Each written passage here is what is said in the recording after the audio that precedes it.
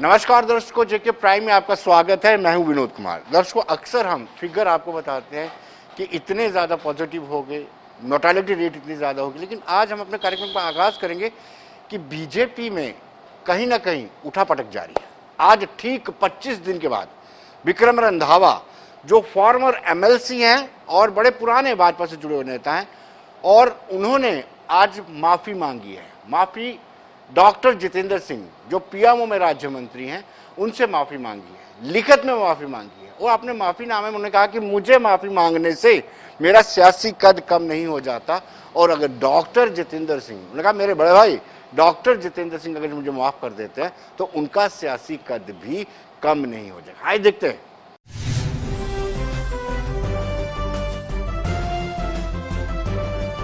कुछ एक बातें ऐसे निकली जो व्यक्तिगत तौर पर हमारे केंद्र में MOS PMO doctor Jitendra Singh ji को ना सिर्फ हर्ट हुई, मुझे भी हर्ट हुई और मैंने खुद भी फील किया। हालांकि मेरा बिल्कुल भी ऐसा ना प्रयास था, ना कोशिश थी, ना ही कभी डॉक्टर साहब की ऑनेस्टी डिग्निटी पे मैंने या पार्टी के किसी कार्यकर्ता ने या अधिकारी ने संदेह किया है, क्योंकि is a man of wisdom. वो पार्टी के हमारे लीडर हैं, हमारा जम्मू कश्मीर का केंद्र सरकार में फेस है, और मैं यकीनन आज अनकंडीशनल अपॉलॉजी भी मांगूंगा बड़े भाई होने के नाते कि आप मेरे बड़े भाई हैं, मैं आपका छोटा भाई हूं, और एक यूनियन के लीडर होने के नाते अगर मैंने कोई बात कही है जिसने आपको हर्ट किया है, जिसके लिए मैं माफ़ी भी चाहूँगा। और ये बात मुझे लगता है कि मीडिया के माध्यम से ज़्यादा फ्लेयर अप भी हुई थी कि पता नहीं विक्रम रंधावा ने जितेंद्र सिंह जी पे क्या इल्ज़ाम लगा दिए, और वो 2 के 4 हो गई। तो मुझे लगता है कि अगर मैं आज लिखित तौर पे भी आपके समक्ष में कोई बात रखूं तो विक्रम रंधावा का सामाजिक और राजनीतिक तौर पे कोई कद कम नहीं हो जाएगा, ना मैं छोटा हो जाऊंगा, और मेरे इस माफ़ीनामे को डॉक्टर जितेंद्र सिंह जी एक्सेप्ट करके ना वो छोटे हो जाएंगे।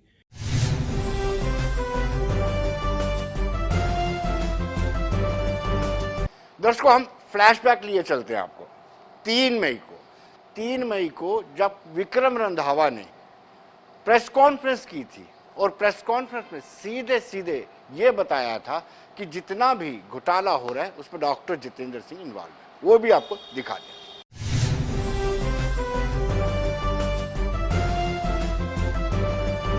इसको जितेंद्र सिंह को बताओ कि तेरे को दिल्ली इसलिए नहीं भेजा कि तू यहाँ पर एजेंट खड़े कर। भारत शर्मा हमारी पार्टी का कार्यकर्ता है और दलाल बना हुआ है। मैं बिल्कुल कह रहा हूँ, मैं उस पार्टी का लीडर हूँ, आज भी हूँ, डंके की चोट में हूँ, और बीजेपी का इसमें कोई रोल नहीं है दलाल पैदा करने में। अब जितेंद्र सिंह ने अगर दलाल पैदा किए हैं तो जितेंद्र सिंह जवाब देगा, विक्रम रंधावा उससे जवाब मांगेगा।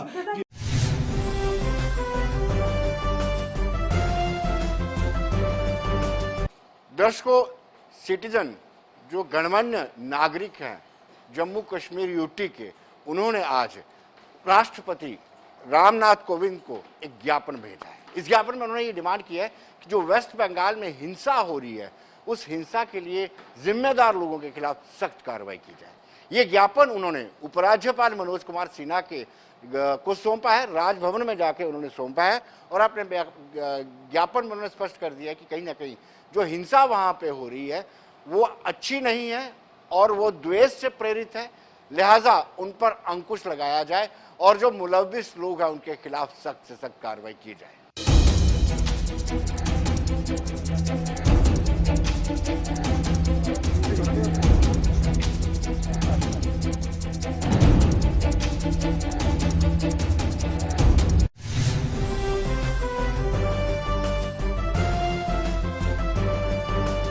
आज मैं अपने 3-4 साथियों के साथ हम लेफ्टिनेंट गवर्नर साहब जी के पास गए थे एक मेमोरेंडम लेके। एम यही था कि जो वेस्ट बंगाल में जितना गड़बड़ हो रही है, वहाँ स्टेट स्पॉन्सर्ड गड़बड़ है, वहाँ पर लोगों की हत्याएं हो रही हैं इलेक्शन के बाद, इसको उन्होंने एक वेंडेटा के तौर पे हत्याएं हो रही हैं, लेडीज़ का रेप हो रहा है, लोगों को टेरराइज़ किया जा रहा है, और इतना टेरराइज़ किया जा रहा है कि आज की डेट में 1800 लोग वहाँ से जो हैं वो पलायन करके असम में चले गए हैं, और 7000 के करीब जो लोग हैं वो वहाँ पर एक वहाँ टेंटों में जो शेल्टर बनाए गए हैं, शेल्टरों में रह रहे हैं। ऐसा कब तक चलेगा? तो ऑलरेडी 3 दिन पहले ही सुप्रीम कोर्ट ने आदेश दिया है कि संज्ञान लिया जाए इस चीज़ का, गवर्नमेंट वहाँ जो स्टेट गवर्नमेंट है संज्ञान ले और इसको बंद करे। इसलिए ये सारी चीज़ें मेमोरेंडम में हमने लिखे, कितनी डेथ्स हुई हैं, कितने लोग पलायन करके ले चले गए हैं, कितने रेप्स हो रहे हैं, कितने जो माइनॉरिटी कम्युनिटी को उन्होंने टेरराइज किया है, सारा मेमोरेंडम में लिखा है। वो मेमोरेंडम लेके हमने आज एलजी साहब को दिया है। एंड बड़ी अच्छी बात है कि एलजी साहब ने कहा कि मैं आज ही, उन्होंने पूरी बात समझी, अच्छा संज्ञान लिया उसका और कहा आज या कल ही वो इसको राष्ट्रपति जी के पास हमारा मेमोरेंडम भेजेंगे। ये हमारा था।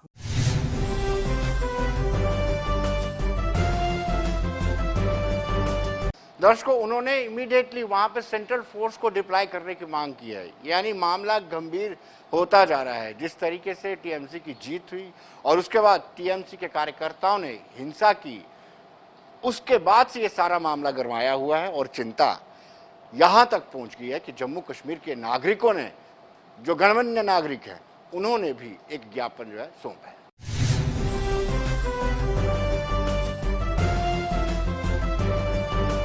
हमारा मेन मुद्दा यही था कि वो जो आफ्टर जो इलेक्शन वेस्ट बंगाल में हुए हैं, उन इलेक्शन के बाद वहाँ जो एक संयोजित तरीके से हिंसा की गई है, वायलेंस किया गया है, उस वायलेंस के अगेंस्ट में जो है एक जो डाउन ट्रोडन लोग हैं, इकोनॉमिकली पुअर सेक्शन है, एससी और एसटी जो है, उन लोगों को जो है काफ़ी नुकसान पहुंचा है। यहाँ तक कि 3000 गांवों पे अटैक हुआ, 7000 लोग चले गए, औरतों को साथ जो है रेप की धमकी दी है और उनकी जो है वहाँ कोई सुनवाई नहीं है। हमने एलजी साहब को ये रिक्वेस्ट की है, हम चाहते हैं कि उन लोगों की सुनवाई हो जिनके साथ ऐसा हुआ है, उनको कंपनसेशन मिले और सबसे पहले जो है उनको जो प्रोटेक्शन उनको प्रोटेक्शन प्रोवाइड की जाए ताकि वो वहाँ आराम से अपनी ज़िंदगी जो है वहाँ जो है रह सकें। और जिन लोगों ने ये ऐसा किया है उनके तहत से उनके ऊपर सख्त से सख्त कार्रवाई होनी चाहिए ताकि ये एक मिसाल बने कि ऐसा नहीं होना चाहिए।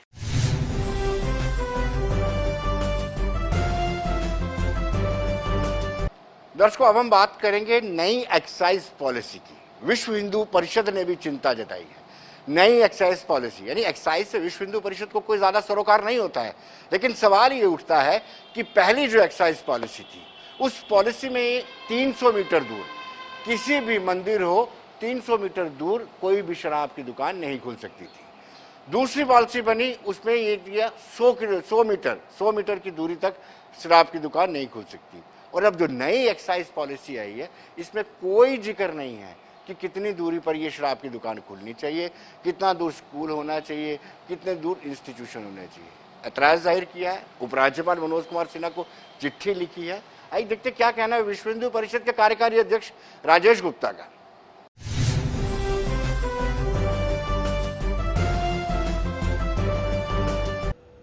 ऐसे समाचार आ रहे हैं कि जम्मू कश्मीर में कुछ जगहों पर धार्मिक स्थलों के आसपास या एजुकेशनल इंस्टीट्यूशंस के आसपास या रिहायशी इलाकों में शराब की दुकानें खोलने की कोशिश की जा रही है कुछ ठेकेदारों के द्वारा।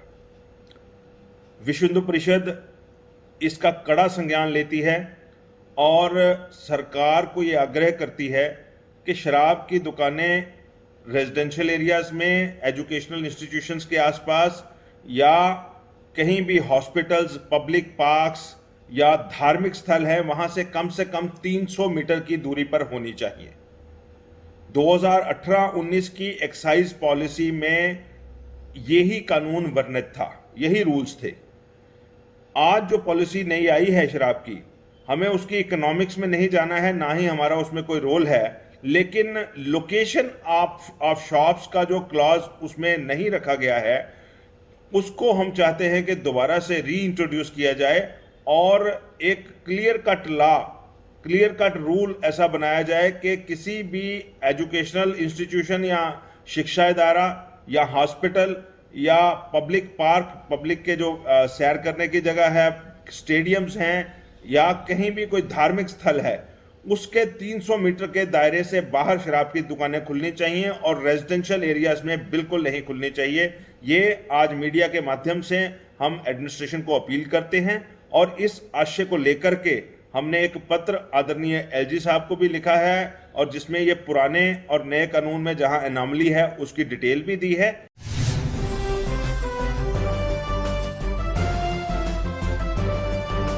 दर्शकों, सेवा की बात करते हैं तो आज डोगरा सदर सभा ने एक एम्बुलेंस और एक बस सुपुर्द की है गवर्नमेंट मेडिकल कॉलेज के। उसकी सेवाएं वो ले सकते हैं, क्योंकि जैसे नर्स के स्टाफ को, मेडिकल कॉलेज के स्टाफ को आना जाना है तो उसकी सेवाएं वो ले सकते हैं, एम्बुलेंस की सेवा ले सकते हैं। और ये एक कार्यक्रम के दौरान किया गया, जिस कार्यक्रम में खुद गवर्नमेंट मेडिकल कॉलेज के प्रिंसिपल शशि सूदन मौजूद थे।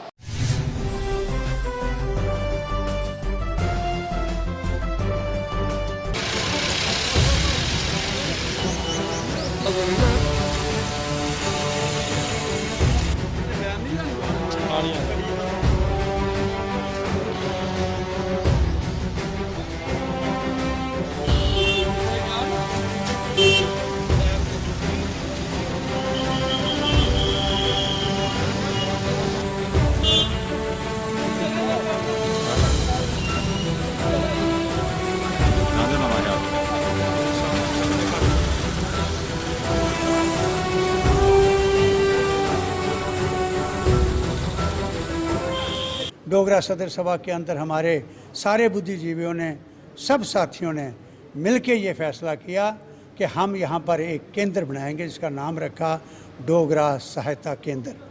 और इस केंद्र की तरफ से एक तो हमारे डॉक्टर्स, हमारे जो नर्सिंग स्टाफ है, बाकी कोरोना वॉरियर्स हैं, उनका हौसला बढ़ाने के लिए और जो किस्म की उनको हेल्प चाहिए उसके लिए वो सहायता करने के लिए ये केंद्र काम करेगा। दूसरा, जो पेशेंट्स हैं उनमें दो किस्म की यहाँ पर प्रॉब्लम्स हैं इस महामारी के दौरान। एक तो खासकर रूरल एरियाज़ के अंदर लोगों को एजुकेट करने की बड़ी ज़रूरत है कि इस महामारी का मुकाबला करने के लिए अपने तौर पर उन्होंने क्या करना है। और दूसरा, जो हदायत मेडिकल डिपार्टमेंट की तरफ से, हेल्थ डिपार्टमेंट की तरफ से या एडमिनिस्ट्रेशन की तरफ से बाकी मिल रही हैं, जो फैसिलिटीज़ मिल रही हैं, उनका किस तरीक़े से उनको यूज़ करना है, क्या उनका फ़ायदा उठाना है, वो गाइडलाइंस लेकर जो है वो लोगों को समझाने की ज़रूरत है। डोगरा सहायता सभा जी जैसे इन्होंने अपने आप को बताया है, तो हम सारे जम्मू के डोगरे हैं, जम्मू के जो रीजनल, और हमने बहुत सारी चुनौतियों का सामना किया है। डोगरों ने ये प्रमाणित किया है पहले भी, और ये भी एक वैश्विक चुनौती जो आई है, इसमें भी मेरे को लगता है कि जम्मू में ओवरऑल जनता ने भी मिलके अपना पूरा कोऑर्डिनेशन, और सारी संस्थाओं ने भी, और जम्मू का इकलौता जो हमारा health care institution medical college है, इसने भी बाकी राज्यों के मुकाबले में और काफ़ी इंस्टीट्यूशंस के मुकाबले में बेस्ट परफॉर्मेंस दी है। और इस बड़ी चुनौती में हम हर मरीज़ को ऑक्सीजन सपोर्टेड बेड दे पाए, ऑक्सीजन दे पाए, ये हमारे लिए बहुत बड़ी अचीवमेंट है। लेकिन बात अभी ख़त्म नहीं हुई, चुनौती अभी ख़त्म नहीं हुई, जंग अभी जारी है।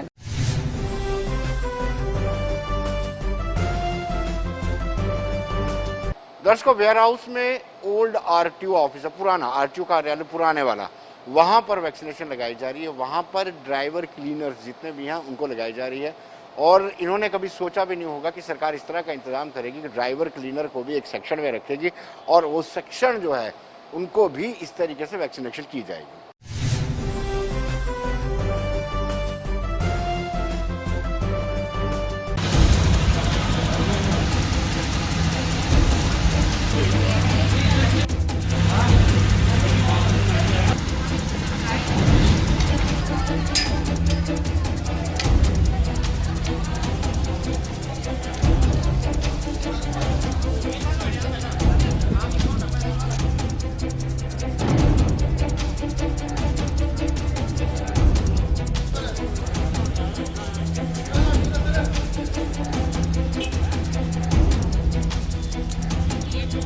ये चौथा दिन है वैक्सीनेशन का। ड्राइवर और कंडक्टर जितने भी सारे रोड्स के, आरएसपुरा, श्याम ग्रुप, सभी ग्रुप्स को, mini bus union, autos, load carrier, सभी को कहा है कि सभी ड्राइवर कंडक्टर्स को वैक्सीनेशन ऑलमोस्ट हो चुकी है।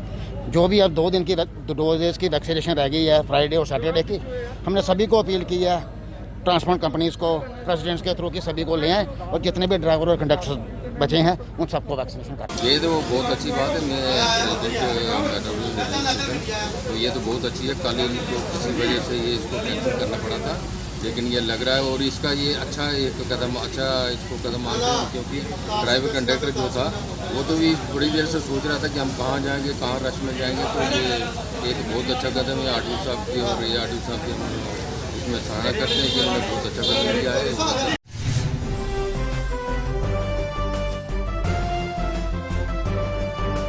जगती में जो यंग लोग हैं, यूथ है, वो शिव मंदिर में रोज भोजन बना करके उनको वितरित करते हैं, जो लोग पॉजिटिव हैं या फिर जिनके साथ वो तीमारदार आए होते हैं। एक सेवा भाव को लेकर के वो रोजाना के रोजाना पैकेट्स पैक करते हैं और गवर्नमेंट मेडिकल कॉलेज या उनके साथ जुड़ते हुए एसोसिएट हॉस्पिटल में चले जाते हैं और एक एक करके उनको खाना वितरित करते हैं।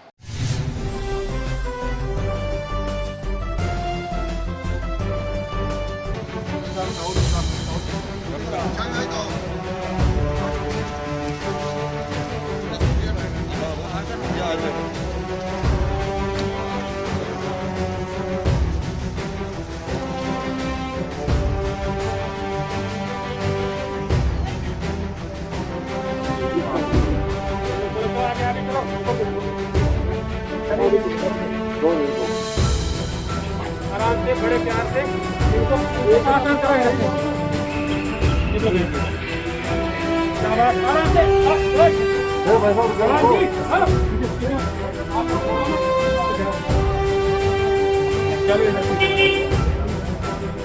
आराम से चौधरी साहब, आराम से, उधर से लाइन से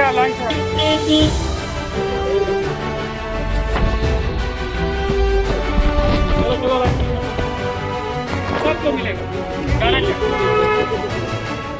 जैसे कि आपको पता है कि सर पूरी दुनिया में अभी इस टाइम महामारी चल रही है, लोग परेशान हैं, कोविड के पेशेंट खासकर ज़्यादा परेशान हैं। बाहर उनको कुछ अपना राशन वगैरह और लंच या डिनर किसी भी प्रकार की फैसिलिटी गवर्नमेंट की तरफ से नहीं हो रही है। और इसी बीच में आपने देखा होगा कि सारे सोशल एक्टिविस्ट, वो चाहे कहीं के भी हो, सब सोशल एक्टिविस्ट इसमें एक्टिवेट है, इस टाइम काम कर रहे हैं, अपने अपने योगदान दे रहे हैं। ऐसे ही यूथ ऑफ जगती ने स्टेप उठाया है, पहले भी वो काम कर रही थी, पहले भी हमने ड्राई राशन प्रोवाइड करवाया है। आपको पता होगा कि अभी हमने लास्ट टाइम एक कैंप लगाया था यहाँ पे, जिसमें हमने 200 परिवारों को राशन हमने मुहैया कराया। और उसके बाद हमने देखा कि अस्पताल की बहुत बुरी हालत है वहाँ पे, और तब से हमने एक इनिशिएटिव लिया है कि हम रोज़ शालामार हो, बख्शीनगर हो, सरवार हो, कोई भी हॉस्पिटल हो, हम लोगों तक खाना पहुँचा रहे हैं निःशुल्क, चाहे खाना हो, पानी हो, फ्रूट, जो भी हमसे हो सके हम कर रहे हैं। लोग आ रहे हैं हमारे साथ।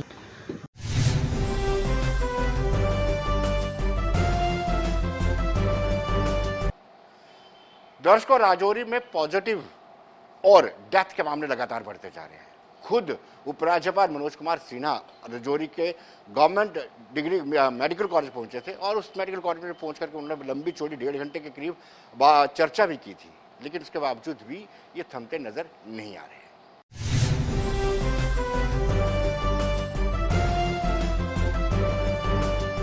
देखिए, पिछले दिनों का अगर आप लास्ट वीक का अगर हम ले लें तो लास्ट वीक में हमने देखा था कि जो पेशेंट्स के एडमिशन भी कम हो गई थी और जो पॉजिटिव आने के वाली जो तादाद थी वो भी कम हो गई थी।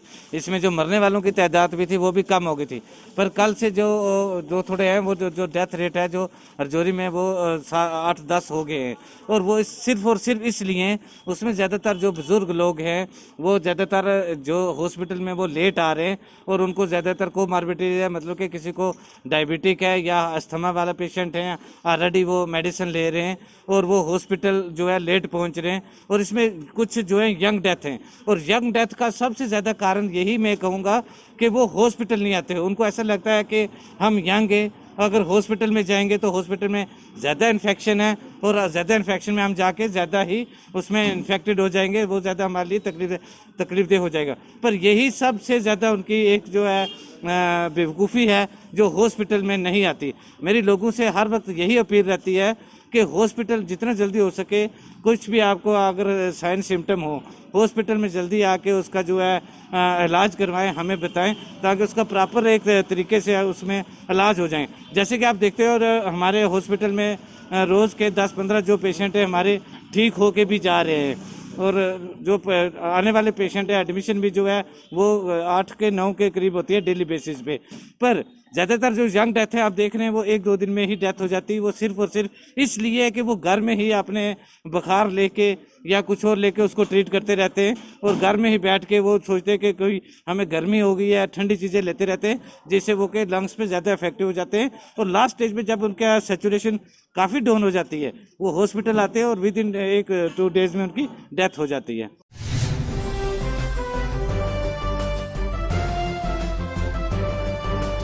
दर्शकों, हमने इस बाबत विनोद गुप्ता जो फॉर्मर एमएलसी हैं उनसे बातचीत की। आइए देखते हैं उनका क्या कहना है।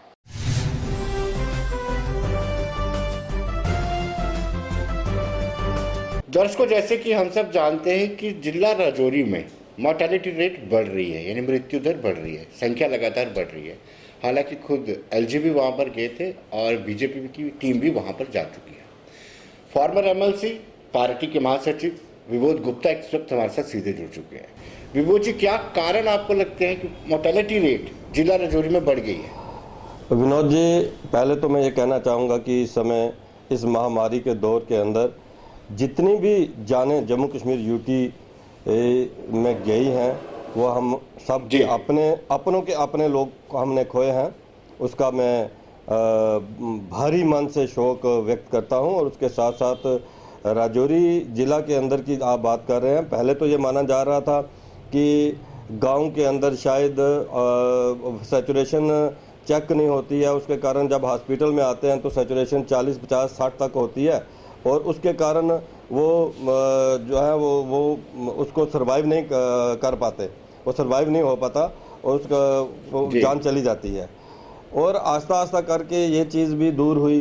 पूरे हर गांव के अंदर कोविड केयर सेंटर जो है वो खोले गए, 5 बेडेड जो है कोविड केयर सेंटर भी खोले गए और कोविड केयर किट भी दी गई, उसमें ऑक्सीमीटर भी दिए गए।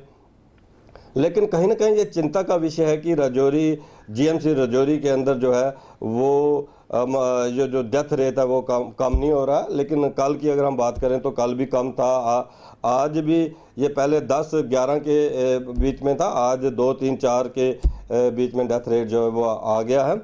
यही चिंता थी हमें और इसी को लेकर हमारे ऑनरेबल मेंबर पार्लियामेंट और हमारे प्रदेश यूटी के अध्यक्ष रविंदर रैना जी के साथ हम सब ने जीएमसी राजौरी का दौरा किया था। वहाँ प्रिंसिपल जीएमसी और सुपरिटेंडेंट से डिटेल बात हुई थी कि क्या कारण है, क्यों डेथ रेट जो है कम नहीं हो रहा। तो उसके ऊपर उन्होंने ये कहा था कि भाई पिछली बार जब कोविड हुआ था तो उस समय यह हुआ था कि भाई हमारे पास ऑक्सीजन नहीं थी और हम लोग जम्मू रेफ़र कर देते थे और हमारे राजौरी के लोग जीएमसी जम्मू में आ जाते थे, डीएमसी लुधियाना में चले जाते थे और वहाँ पर जाकर वो डेथ हो जाती थी। इस बार ऑक्सीजन होने के कारण एक भी केस यहाँ से जम्मू या जीएमसी के अपने डीएमसी लुधियाना के अंदर जो है वो हमने रेफ़र नहीं किया। और वैसे भी राजौरी में 2.5 ज़िले जो हैं राजौरी के अंदर कैटर होते हैं, पुंछ ज़िला पूरा और रियासी का ये हमारा मोहर से लेकर नीचे तक सुंगड़ी चिसाना और ये सारा इलाका जो है वो भी जीएमसी राजौरी के अंदर आता है। लेकिन एक बात मैं जरूर कहना चाहूँगा कि कितनी चिंता थी सरकार को कि हमारे माननीय मनोज सिन्हा जी, हमारे ऑनरेबल एलजी साहब जो है वो भी कल वहाँ पर गए, उन्होंने बड़ी लंबी मीटिंग जो है जीएमसी के अंदर ली और शायद उन्होंने उसमें से कुछ देखा होगा, वो तो हमारी तो उनसे कोई बात नहीं हो पाई। लेकिन मेरा इतना कहना है कि इस टफ दौर के अंदर, इस महामारी के अंदर हमारा जो मेडिकल स्टाफ है, पैरामेडिकल स्टाफ है, हम उसके ऊपर कभी उंगली नहीं उठा सकते। वो अपनी जान हथेली पे रख के काम कर रहे हैं। लेकिन कहीं ना कहीं तो हमें ये इंक्वायर करना ही पड़ेगा, कहीं ना कहीं हमें ये देखना ही पड़ेगा कि आखिर कारण क्या है कि जिसके कारण राजौरी जिले के अंदर जो है वो डेथ रेट जो है। वो जी अभी तक जो हमारे पास फिगर है ये 6 से ज़्यादा लोगों की मौत हो चुकी है। तो आप कैसे कह सकते हैं कि ये मोर्टेलिटी रेट लगातार बढ़ रही है? क्योंकि ओवरऑल हम देखते हैं यूटी जम्मू कश्मीर तो मोर्टेलिटी रेट कम हो रही है, राजौरी में बढ़ रही है। ये चिंता का विषय है, आपका होम जिला है। मैं यही बात आपको कह रहा हूँ कि चिंता के कारण ही हम सारे लोग भी वहाँ पर गए। कल एलजी मनोज सिन्हा जी भी वहाँ पर गए। ये चिंता है तो उसी को लेकर बात हो रही है। लेकिन मैं ये कहता हूँ कि कहीं ना कहीं हमें या तो कोई फैक्ट फाइंडिंग कमेटी जो है वो एक बना दी जाए जो वहाँ पर देखे, मॉनिटर करे, 2-3 दिन राजौरी जीएमसी में ही बैठे और देखे कि क्या कारण है, क्या कहीं कोई कहीं ट्रीटमेंट में कमी है, क्या कहीं की ऑक्सीजन में कमी है, क्या कोई वहाँ सिस्टम के अंदर कमी है, वो बात देखने के लिए मैं तो ये कहना चाहूँगा कि एक फैक्ट फाइंडिंग कमेटी बनाई जाए जो 2-3 दिन जो है जीएमसी राजौरी के अंदर बैठे और देखे कि भाई जो लोग इसमें कहीं उनकी गलती भी अगर नज़र आती है तो उन लोगों को भी देखा जाए। लेकिन मैं इतना कहना चाहूँगा कि इस दौर के अंदर हम कभी नहीं चाहेंगे कि भाई मेडिकल फैसिलिटी को, चाहे वो डॉक्टर्स हैं, पैरामेडिकल स्टाफ है, कि उनके ऊपर कोई हम अनड्यू प्रेशर बनाएं या कोई ऐसी बात करें जिससे कि वो क्योंकि वो भी एक ऐसे माहौल के अंदर काम कर रहे हैं कि हम लोग अपनी जानें बचाने के चक्कर में घरों से बाहर भी नहीं निकल रहे हैं, लेकिन वो अपने परिवारों को छोड़कर जो है वो हमारे लिए काम कर रही है। इसलिए मैं ज़्यादा प्रश्न चिन्ह ना उठाते हुए मैं इतना जरूर कहूँगा कि भाई फैक्ट फाइंडिंग कमेटी बनाई जाए और देखा जाए कि राजौरी जिले के अंदर जो है वो डेथ्स जो है वो कम क्यों नहीं हो रही। विभू जी, इक्विपमेंट्स पर्याप्त है, ऑक्सीजन पूरी है, आईसीयू बेड पर्याप्त है? देखिए, वहाँ ऑक्सीजन की कोई कमी नहीं है, वहाँ पर वेंटिलेटर जो है वो भी हमारे पास काम कर रहे हैं। अब वहाँ पर आईसीयू वार्ड भी बन चुका है, लेकिन मैं ये कहना चाहूँगा, फिर वही बात कहूँगा कि क्या कोई पेशेंट को अगर आईसीयू की ज़रूरत है, वेंटिलेटर की ज़रूरत है, कहीं वेंटिलेटर तक पहुँचाने में देरी तो नहीं हो रही? क्या ऑक्सीजन उनको चाहिए? ऑक्सीजन की कमी कोई नहीं है, लेकिन कहीं ये ना हो कि भाई ऑक्सीजन थोड़ा लेट लगा हो। ये सारी छोटी छोटी बातें हैं, इनको देखने की ज़रूरत है। अलबत्ता मैं इतना जरूर कहना चाहूँगा कि इस कष्ट की घड़ी के अंदर हमें संयम बरतना होगा, हमें पॉजिटिव रहना होगा, हमें मिलकर इस लड़ाई को लड़ना होगा।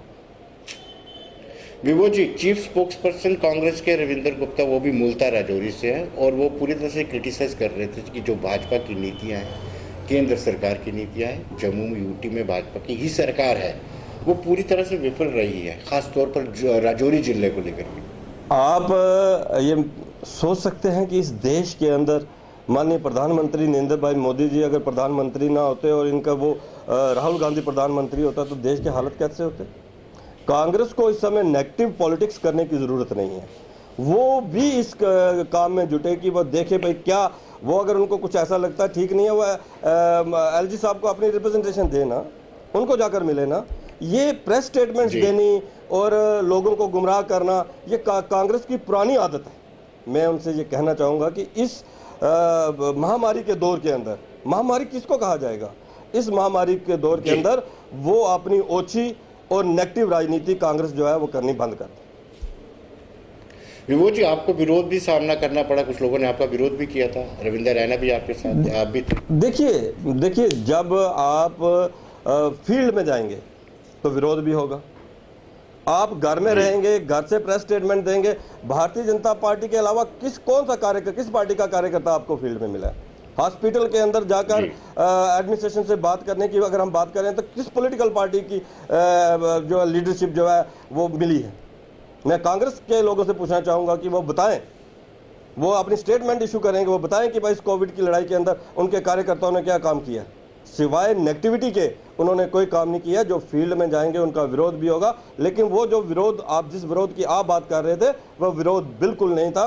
वो चूंकि वो हमारे अध्यक्ष जी से वो सुंदरबनी के लोग प्यार करते हैं और उन्होंने जब लगा कि वो आ रहे हैं तो उन्होंने उनसे यही कहा था कि इस लॉकडाउन के अंदर छोटा व्यापारी मारा जा रहा है, लॉकडाउन को जो है जो अगर करियाना सब्जी जो है उसके अलावा हम लोगों को भी 2-2 घंटे का मौका दिया जाए ताकि हम भी अपनी रोजी रोटी चला सकें। ये बात उन्होंने कही थी और बीच में से कुछ शरारती लोगों ने 1-2 नारे लगा दिए थे, कोई विरोध नहीं हुआ था। जी विभू जी, बहुत बहुत शुक्रिया आपका, धन्यवाद।